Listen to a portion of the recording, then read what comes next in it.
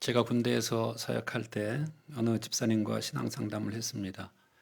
그분은 매 순간 하나님의 뜻을 아주 사소한 일까지도 알 수 있다고 말을 했습니다. 어떻게 알 수 있느냐라고 물었더니 하나님께서 직접 음성으로 들려주실 수도 있고 또 마음의 소리로도 알 수 있다고 했습니다. 그러면서 반찬거리를 살 때도 하나님의 뜻을 구한다고 이야기했습니다. 하나님, 오늘은 콩나물 살까요? 아니면 두부를 살까요? 이렇게 묻고 응답을 받는다고 합니다. 제가 그분에게 이렇게 말을 해줬어요. 그런 것은 하나님께 좀 묻지 말아라. 그냥 먹고 싶은 것, 그래 사서 먹어라. 이런 얘기를 한 적이 있는데요.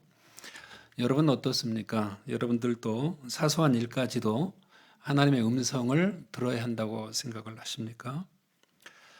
그런데 우리들의 삶은 좀 더 복잡합니다. 사소한 것은 그렇다 치더라도 삶의 중요한 결정을 앞에 두고 우리가 살아갑니다. 어느 대학에 들어가야 될지, 또 어떤 학과를 선택해야 될지, 또 어디에 취직을 해야 될지,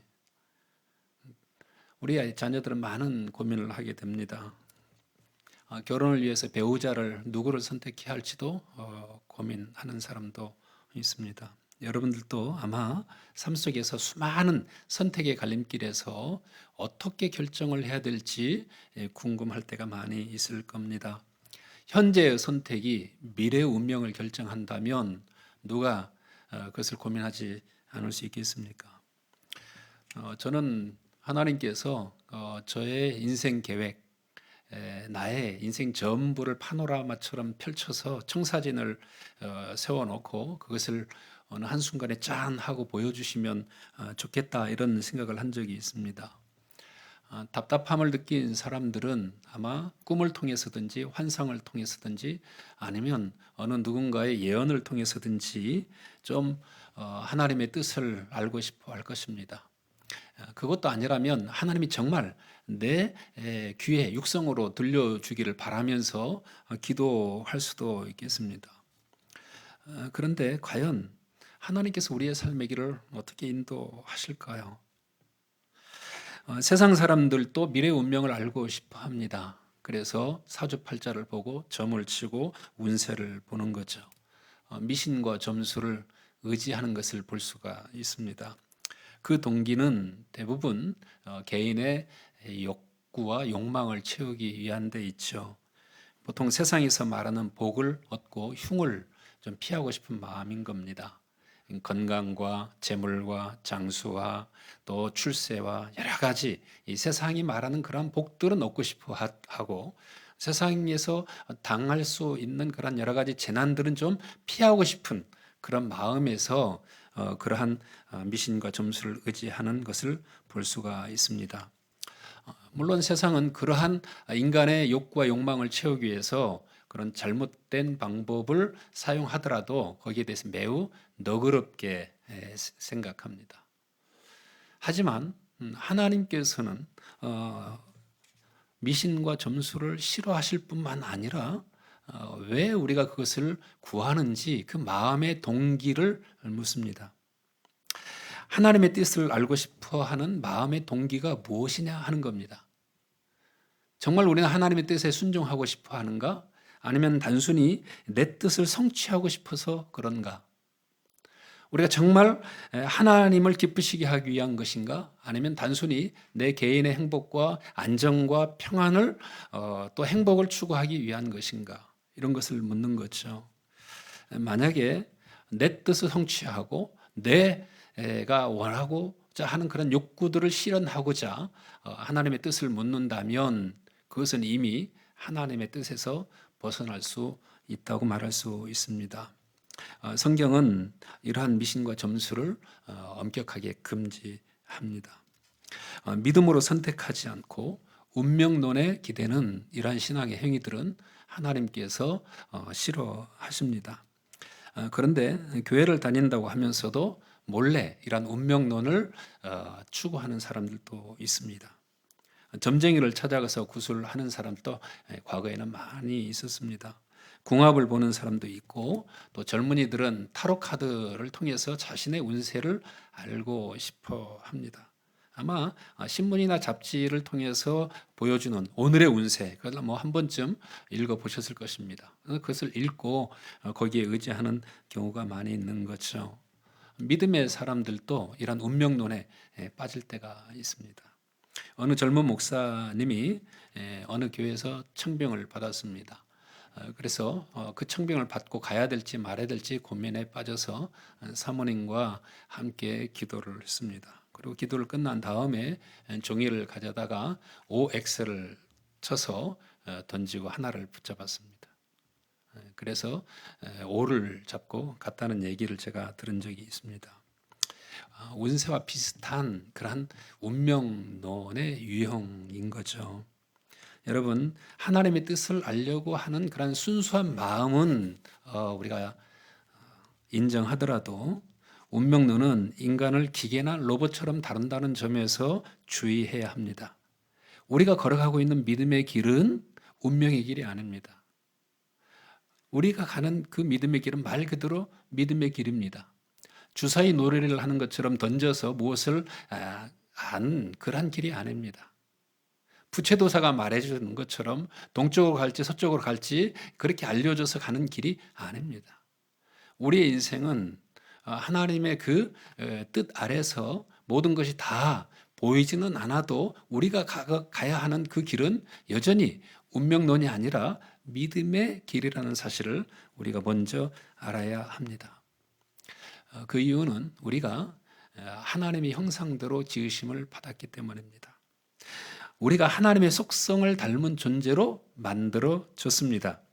하나님은 우리를 로봇처럼 만들거나 기계처럼 만들지 않으셨습니다. 우리에게 자유의지를 주셨습니다. 곧 자유롭게 선택하고 판단하고 결정할 수 있는 자유가 우리 안에 있습니다. 물론 책임도 함께 주셨죠.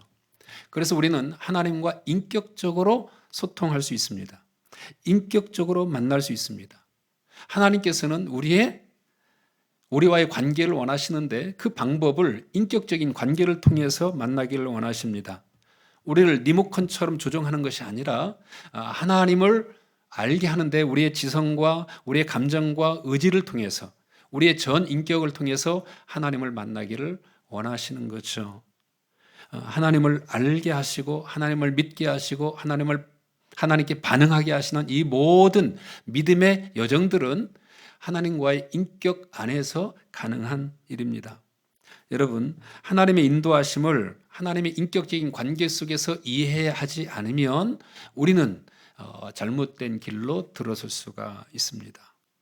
미신과 점술의 행위로 하나님의 뜻을 구하는 것은 하나님의 형상대로 지으심을 받은 우리의 자유를 무시하고 우리의 책임을 회피하는 일이 될 수가 있는 것이죠.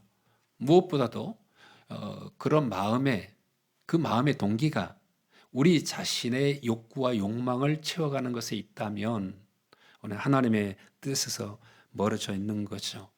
무슨 일을 선택하고 결정할 때 가장 중요한 것은 이것이 하나님께 영광이 되는 것인가? 이것이 하나님을 정말 기쁘게 하시는 것인가?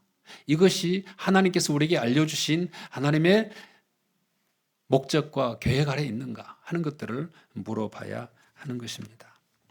오늘 본문은 바울의 제2차 선교 여행 중에 일어난 일을 기록하고 있습니다. 바울은 바나바와 함께 제1차 선교 여행을 갔다 왔습니다. 그리고 시간이 어느 정도 흐르자 바울은 바나바에게 우리가 제2차 선교 여행을 떠나자라고 제안을 합니다. 방문의 목적은 두 가지였습니다. 하나는 당시 터키 지역에 있었던 그 아시아에 있는 그런 교회들을 좀 돌아보고 거기는 성도들의 믿음을 좀 강화시켜 주자 하는 목양의 차원이었습니다. 또 하나는 예루살렘 공회의 결정을 알려주는 것이었습니다. 당시에 가장 큰 이슈는 예수를 믿었는데 할례를 받아야 되느냐 하는 문제였습니다. 그래서 예수를 믿으면 할례를 받을 필요가 없다는 그런 예루살렘 공회의 결정을 가르쳐주는 여기에 목적이 있었습니다. 이런 두 가지 목적은 하나님의 복음을 전하는 그런 아주 큰 목적 아래에 있었습니다. 여러분, 바울과 바나바가 그냥 떠났을까요? 그냥 선교행을 갔을까요? 저는 그렇지 않다고 봅니다. 분명 바울은 이번 선교 여행을 어디서 어떻게 또 어떤 경로를 통해서 또 어디서 숙박을 하고 하는 그러한 일정들을 구상했을 것으로 보입니다. 여러분들이 만약 유럽 여행을 떠나고자 한다면 어느 나라로 가야 될지, 비행기는 무엇을 타야 될지, 어디서 숙박해야 될지, 거기서 또 무엇을 구경해야 될지, 언제 돌아와야 될지 하는 것들을 아마 짜고서 그 행동에 옮기게 될 겁니다. 바울도 그러한 일정과 계획을 짰을 것이 분명합니다. 그러나 그들은 선교여행 처음 출발부터 삐걱거립니다. 바나바와 바울이 서로 심각하게 싸우는 일이 발생합니다. 바나바는 요한이라는 마가를 데리고 함께 떠나자고 제안을 했는데 바울이 그것을 반대한 겁니다. 이 마가는 1차 선교 여행 때 바울과 바나바를 따라오다가 중간에 되돌아가고 말았습니다. 그러니 함께 하지 않았던 이 마가를 또다시 데리고 간다? 이건 바울의 마음에 들지 않았습니다. 그래서 바울과 바나바가 아주 심각하게 싸웁니다. 그리고 나중에 바울은 실라를 데리고 떠나고 또 바나바는 이 마가를 데리고 떠납니다. 각기 흩어져 버리고 말았습니다. 처음 세웠던 이 선교 여행이 출발부터 달라지게 된 겁니다. 물론 바울의 계획도 뒤틀려지고 말았던 거죠. 저는 바울과 바나바의 기도가 부족했을까요? 저는 그렇지 않다고 생각을 하는데요. 바울과 바나바는 하나님의 말씀에 정통했을 뿐만 아니라 하나님께 늘 가까이 하는 기도에도 열심히 있었습니다. 특히 1차 선교 여행을 돌아다니면서 그들이 받았던 심각한 환난과 핍박이 있었습니다. 바울은 돌에 맞아서 죽을 위험에 처할 때도 있었습니다. 그만큼 심각한 상황에서 바울이 기도하지 않고 여행을 했으리라고 보지 않습니다. 2차 선교 여행 때도 마찬가지입니다. 무슨 일을 만날는지 어떤 일이 발생하는지 알 수 없는 상황에서 바울과 바나바가 기도하지 않았을 리가 없습니다. 분명 기도하고 출발했을 것입니다. 그런데도 그들은 서로 생각이 달랐습니다. 또 자기 의견과 자기 주장을 굽히지 않았습니다. 그들의 생각을 하나로 묶지 못했던 것이죠. 복음 전도의 사명을 앞에 두고서 자기 주장을 내려놓지 못하자 그들은 흩어질 수밖에 없었던 거죠. 다만 우리는 하나 고무적인 일을 발견합니다. 그것은 그들의 생각이 달라서 감정적으로 싸워서 그들이 둘로 나뉘어졌어도 하나의 위대한 사명, 복음 전도의 길을 포기하지 않았다는 것입니다. 바울은 아시아 지역을 향해서 육로로 걸어갔고 바나바는 자신의 고향 구보를 향해서 떠났습니다. 그러나 그들의 마음속에는 한결같이 예수 그리스도의 복음을 세상에 전파해야 한다는 예수님의 지상 명령이 있었습니다. 하나님의 목적은 그들의 갈 길을 막지 않았습니다. 두 사람은 강론에서는 좀 달랐지만 총론에서 하나님의 복음을 전하라는 이 위대한 사명 앞에서는 똑같았습니다.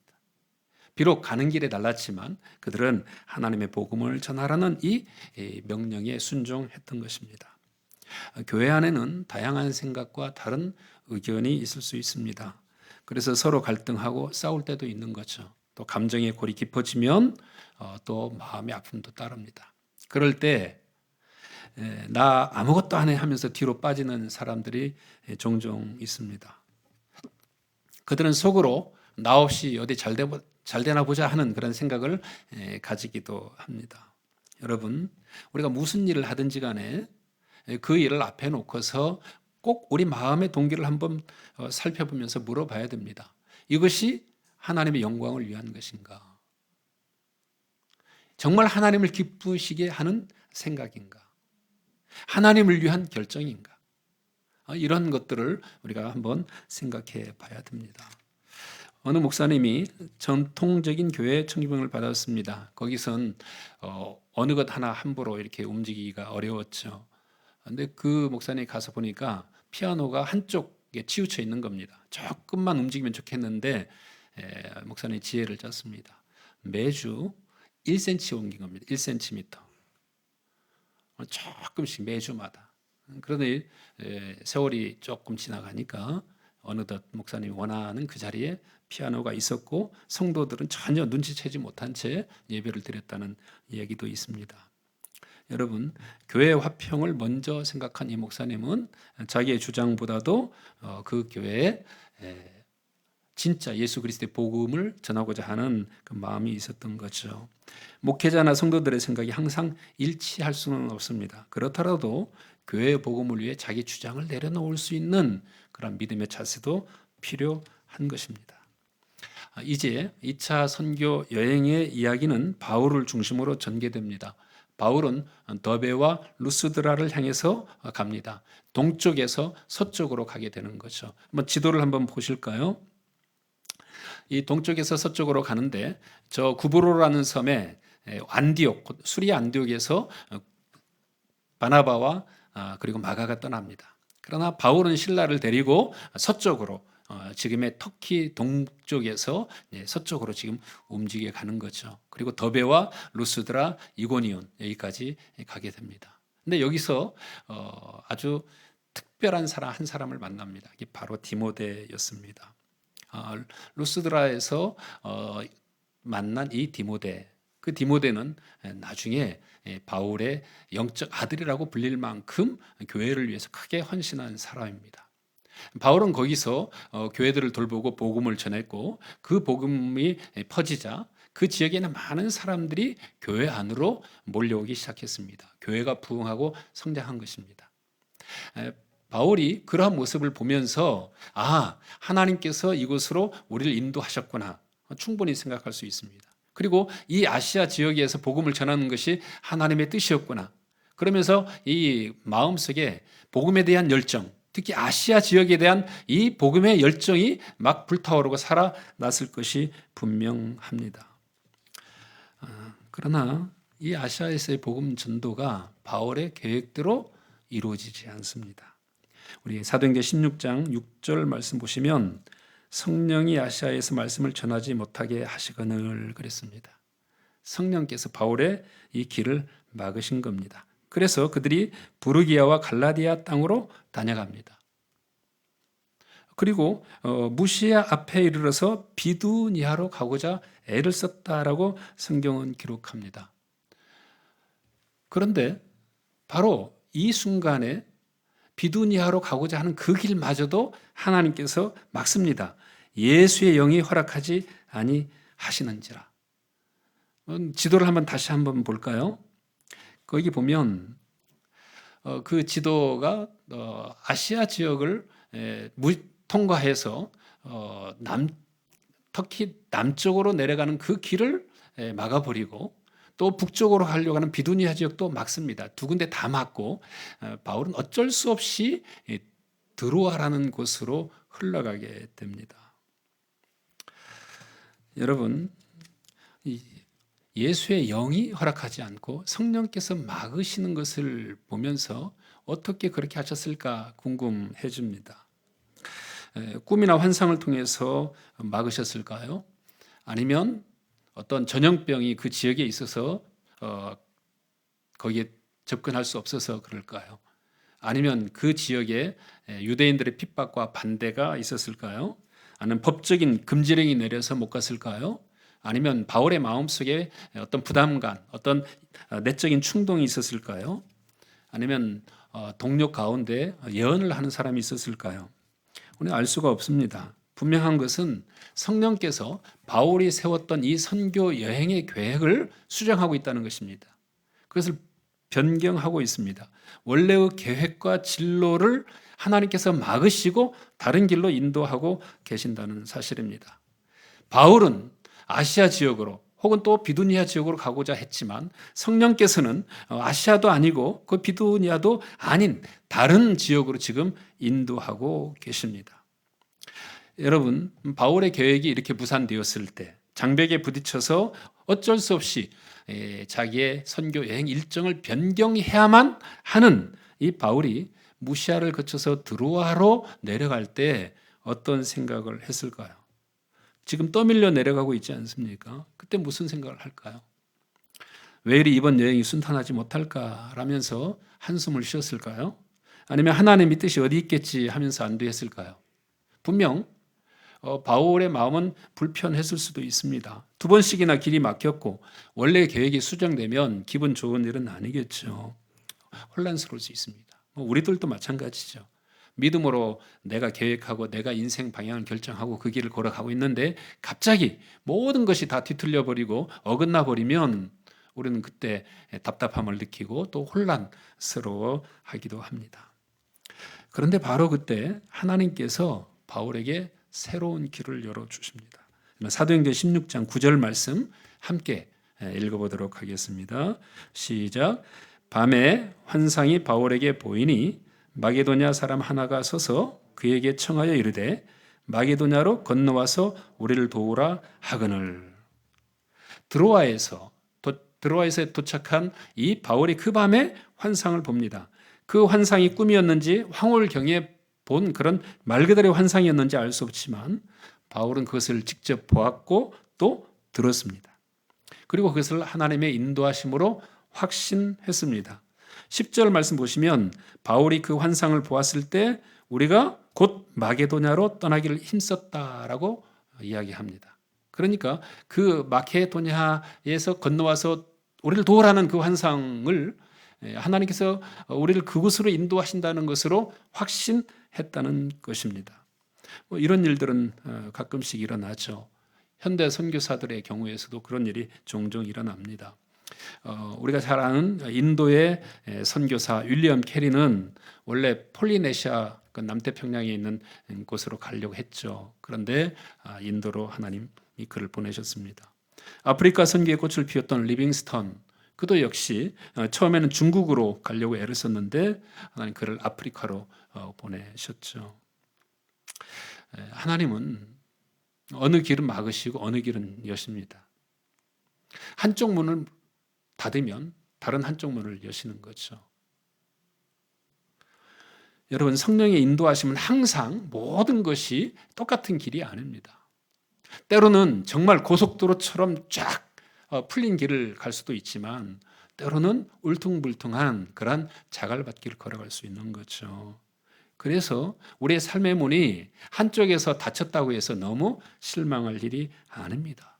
낙심할 필요도 없습니다. 반드시 언젠가는 하나님이 나를 향하신 하나님의 계획이 열려질 때, 우리의 삶의 길에서 정말 필요한 순간에 하나님이 개입하시고 우리의 삶의 문을 열 때까지 우리가 기다릴 수 있어야 한다는 사실입니다. 간혹 하나님의 뜻을 확실하게 알려면 바울이 본 환상처럼 좀 아주 분명하고 또렷한 그런 표징들이 우리에게 있어야 된다고 생각을 하고 그것을 주장하는 사람들도 있습니다. 꿈을 통해서든 환상을 통해서든 예언을 통해서든 또는 음성을 통해서든 하나님으로부터 어떤 사인을 받아야 된다고 생각하는 거죠. 그런 사인들 가운데 아주 위험한 게 있는데 바로 그것이 직통계시라는 겁니다. 여러분, 직통계시의 방식은 구약 시대에는 또 성경이 기록되지 않은 그 시대에는 하나님이 사용하셨습니다. 그러나 성경이 완전히 기록된 지금 이 직통계시의 방식은 상당히 위험하다는 것을 우리가 기억해야 합니다. 왜 그렇습니까? 이런 직통계시를 우리가 따르다 보면 하나님의 말씀인 성경보다도 직통계시를 우위에 놓습니다. 그렇게 되면 하나님의 참뜻을 우리가 왜곡시키거나 그것을 오해할 수가 있는 겁니다. 또한 직통계시를 의존하다 보면 인간의 자유와 책임, 곧 우리의 인격과 우리의 자유의지가 무시당합니다. 우리의 책임도 우리가 회피할 수 있어요. 하나님께서 그렇게 하라고 하셨는데 이렇게 하면서 자신이 잘못 선택했고 자신이 잘못 살았으면서도 그것을 하나님 탓으로 돌리는 경우가 있는 거죠. 그렇다 보면 결국 하나님과 우리 사이가 인격적인 관계가 아니라 비인격적인 관계로 전락합니다. 하나님은 늘 우리에게 지시해야 되고 우리는 그 지시를 따라서 아주 사소한 일들까지도 결정하면서 우리가 그것을 따라가야 되는 거죠. 마치 로봇에게 명령을 하면 그 음성을 듣는 것처럼 그렇게 따라가는 거죠. 그때 우리의 이성 또 우리의 지성 이 모든 것들은 상관없는 거죠. 여러분, 그럼 바울이 보았던 이 환상은 무엇일까요? 여러분, 바울이 본 이 환상은 이례적이고 단회적입니다. 바울은 선교 여행 일정을 변경하시려는 하나님의 특별한 섭리는 아직 깨닫지 못하고 있습니다. 분명 바울은 그 순간에 하나님이 내 삶을 인도해달라고 간구했을지 모르지만 매 순간마다 환상을 보여달라고 구하지는 않았습니다. 그리고 하나님도 매 순간마다 그렇게 길을 막거나 길을 열거나 하는 그런 환상을 통해서 역사하지는 않으셨습니다. 바울의 환상을 보고 싶어서가 아니라 하나님께서 그 환상을 일방적으로 바울에게 보여준 겁니다. 다른 두 가지 길을 다 막아버리고 한쪽 길을 열기 위해서 하나님이 그 환상을 보여주신 겁니다. 물론 거기에는 하나님의 뜻, 또 하나님의 목적이 담겨져 있었습니다. 바울의 개인적인 그런 소망이 아니라 바울이 해야만 하는 하나님의 거룩한 사명, 복음 전도라는 하나님의 큰 목적이 거기에 담겨져 있었습니다. 한번 볼까요? 여러분, 마케도니아, 현재 마케도니아죠. 마케도니아는 그리스 북부에 있는 지역인데요. 고대 그리스 왕국의 이름이었습니다. 여러분, 방송을 통해서도 알 수 있겠지만 최근에 이 마케도니아는 북마케도니아로 이름을 정했습니다. 그리스 안에는 마케도니아라는 주가 있습니다. 그런데 자꾸 마케도니아에서 자기들의 정통성을 위해서 마케도니아라고 하니까 서로 그리스와 싸우게 된 겁니다. 결국 좀 마케도니아가 좀 한 발 양보하고 그래서 이름을 북마케도니아 이렇게 정했는데요. 바로 그 지역부터 그리스 북쪽까지 전체가 마케도니아 지역입니다. 당시에는 로마 제국의 지배를 받는 지역이었습니다. 거기에는 수도 데살로니카를 비롯해서 빌립보 그리고 베레아 같은 아주 주요한 도시들이 자리 잡고 있었던 것이죠. 여러분, 그때는 이 아시아 지역, 곧 터키 지역과 저 마케도니아 지역, 곧 유럽 지역이 서로 이렇게 다르지 않았습니다. 뭐 구분을 엄격하게 한 것은 아니지요.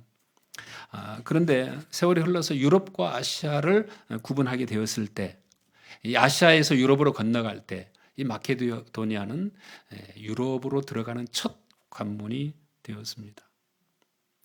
여러분, 이것을 바울이 상상이라도 했을까요? 환상을 보고 바다를 건너가서 복음을 전할 때만 해도 바울은 이것을 알 수가 없었습니다. 그냥 마게도냐로 건너와서 복음을 전하라는 이것에 확신을 갖고 건너가서 복음을 전했을 뿐이지만 결국 이 모든 교회 역사를 전체적으로 봤을 때 이것이 매우 중요한 세계 선교를 향한 교두보를 열어가는 세계 선교를 위한 그 기초를 놓는 아주 중요한 발걸음이었다는 것을 우리가 알 수 있습니다. 바울은 인식하지 못했지만 하나님은 그 환상을 통해서 지금 세계 복음화를 위한 큰 그림을 그려나가고 계신다는 사실을 우리가 알 수가 있습니다. 여러분, 성경에서 나오는 꿈이나 환상은 단지 호기심을 채우기 위해서 또는 개인의 미래와 운명을 알려주기 위해서 나오지 않습니다. 그런 수단이 아니었습니다. 오히려 인류의 구원이라는 하나님의 구원 계획, 이 세상 모든 것을 예수 그리스도의 복음을 통해서 하나님 나라를 세우려는 그 거대한 계획 아래서 하나님 그 모든 역사를 이끌어 가셨다는 것을 알게 됩니다. 하나님의 큰 목적을 위해서 특별히 사용하는 하나의 수단이 되었던 것입니다. 베드로의 환상도 마찬가지였습니다. 베드로도 기도하다가 하늘로부터 내려오는 그 보자기 환상을 보았습니다. 근데 그 보자기를 보면서 거기 많은 각색 짐승을 일어나서 잡아먹으라고 하늘에서 음성을 들었습니다. 바로 그것은 이방인들을 구원하라는 하나님의 큰 뜻을 보여주는 환상이었던 것입니다. 여러분, 직통계시를 통해서 개인적인 하나님의 뜻을 알려고 시도하는 것은 경계해야 합니다. 물론 하나님께서는 우리의 삶에 개입하십니다. 그리고 우리의 문을 닫기도 하시고 열어주기도 하십니다. 인류의 구원이라는 큰 목적을 위해서 우리의 삶을 인도해 가시는 것도 사실입니다. 우리가 그것을 깨닫지는 못하지만 내가 교회를 위해서 또는 내 가정을 위해서 내 삶을 위해서 지금 살아가는 그 모든 순간마다 하나님의 거룩한 뜻과 목적이 담겨져 있다는 사실이 확실합니다. 그렇다면 우리가 어떻게 하나님의 인도하심을 확신할 수 있을까요? 여러분, 바울은 이 환상을 보았다고 해서 곧바로 결정하지 않았습니다. 바울은 신중했습니다. 환상이 어떤 의미가 담겨져 있는지, 그리고 그것이 왜 주어졌는지를 그의 일행과 함께 해석을 합니다. 여러분, 16장 10절 말씀 같이 한번 읽어보도록 하겠습니다. 같이 읽습니다. 바울이 그 환상을 보았을 때 우리가 곧 마게도냐로 떠나기를 힘쓰니 이는 하나님이 저 사람들에게 복음을 전하라고 우리를 부르신 줄로 인정함이라라. 마게도냐로 우리를 부르셨다.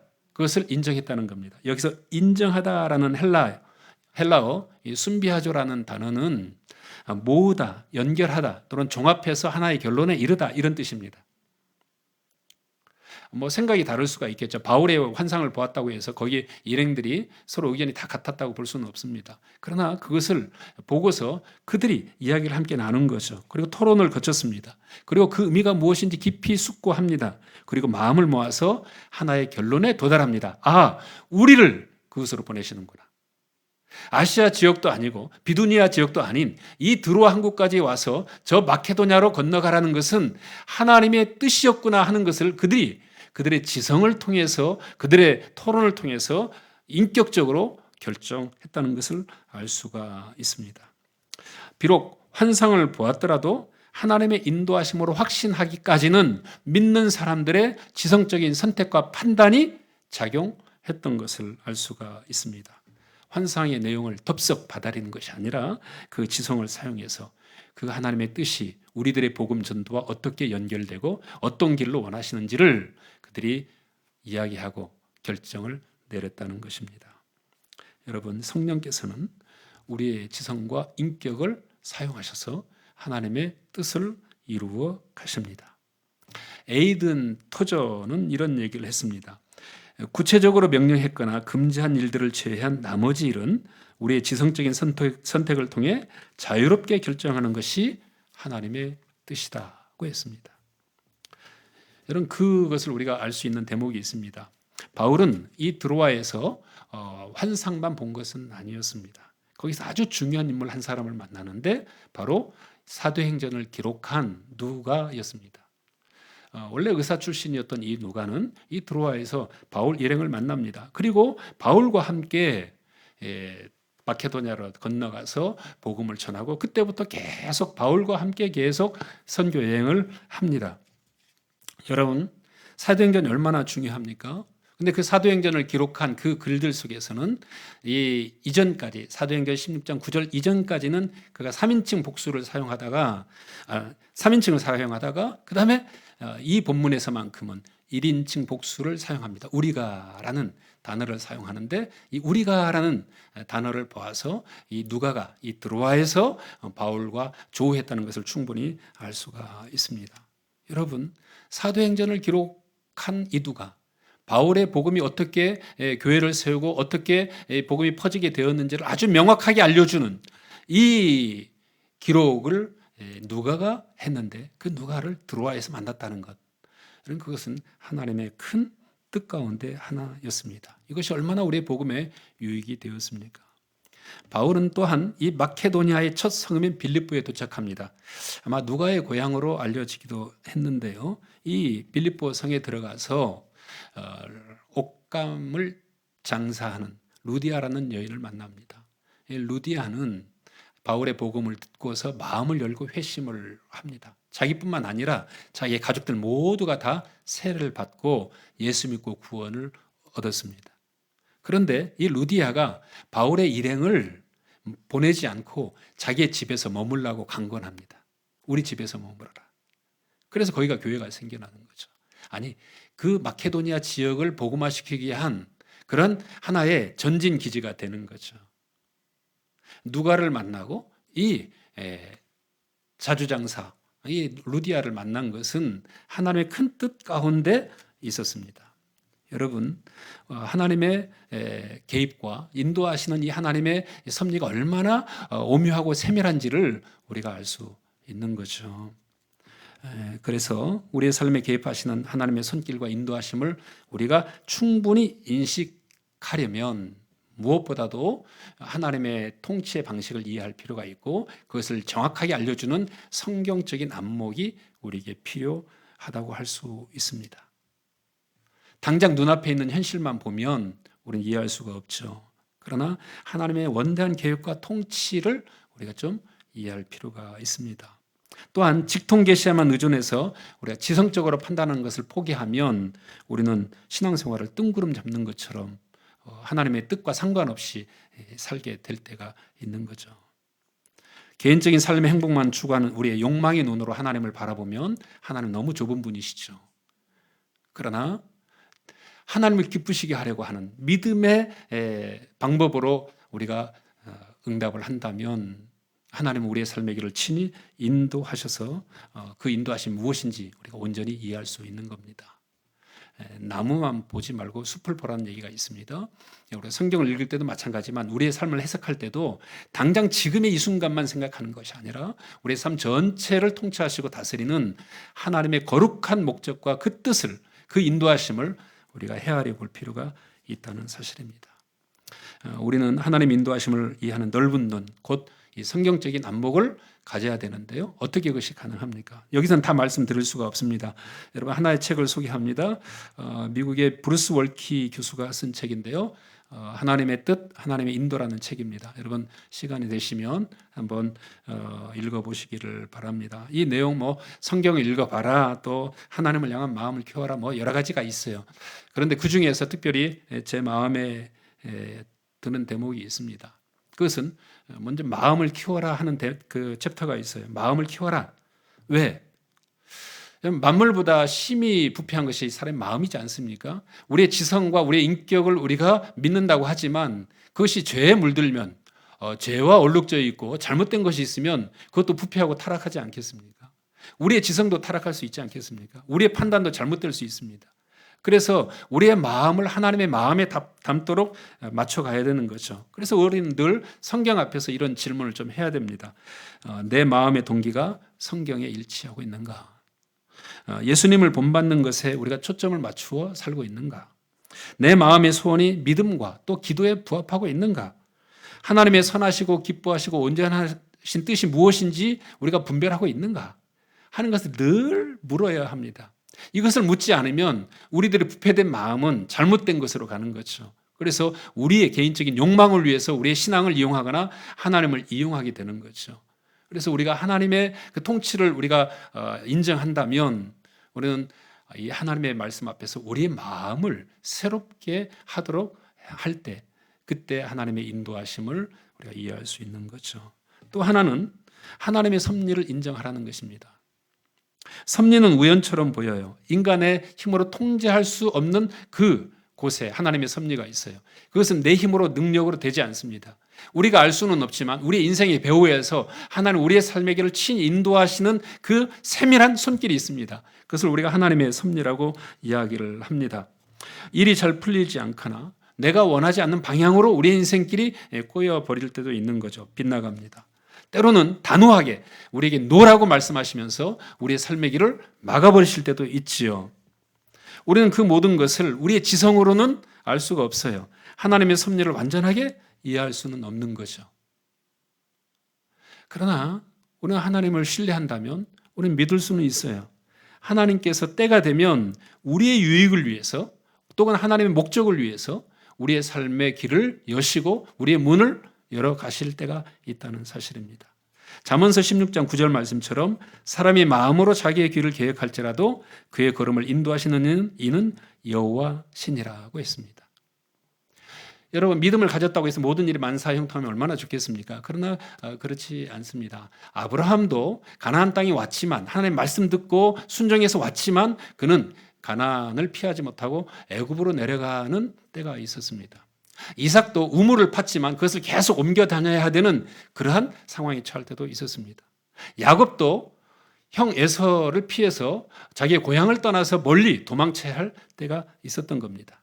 지난주에 살펴본 것처럼 요셉도 잘 살고 신실하게 살았지만 감옥에 갇히는 일도 있었습니다. 그러나 때가 되면 하나님의 목적이 이루어질 때 요셉은 감옥문에서 나왔습니다.